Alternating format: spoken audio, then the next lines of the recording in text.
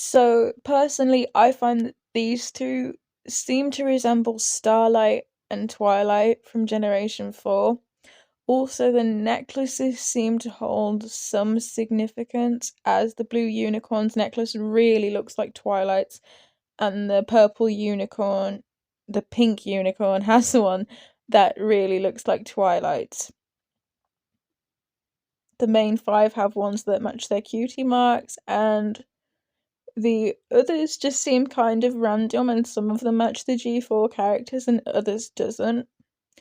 I also think that this pink purple unicorn is some kind of leader of their group, and she's about to hand it over to the blue unicorn.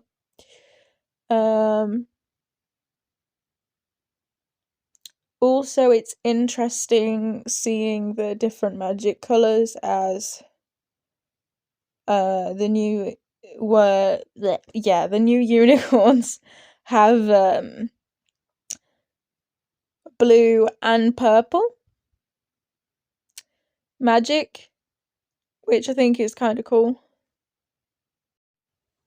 It's also interesting how the carpet on the floor resembles Twilight's cutie mark, and it's very, very subtle, but there's these small details in the wall that look like Starlight's cutie marks. I'm talking about they're not walls, they're the things that are holding up the building. And also, the purple eye thing is interesting because the pony that resembles Starlight also has purple eyes. So I'm wondering if it's something to do with her, as we do not get to see the pony that throws the second snowball when it happens for the second time. And I also believe that where they are now is where Twilight's old school used to be by the looks of the building. And I think that the blue unicorn has something to do with the purple eye thing because her eyes are also purple. I know it's a different shade of purple, but it's still purple, and her cutie mark is an amethyst, so it's possible. I'm not sure what the pink unicorn's cutie mark is. I didn't really get a good look at it, but they're all gemstones. That's obvious. Which is interesting because this kinda resembles the old Ponyville more than the Crystal Empire, unless things have really changed in however long it's been since they've passed. But yeah, it's interesting, but I really, really do feel like this looks like Twilight School. Especially with all of the stars and the way the windows look and stuff.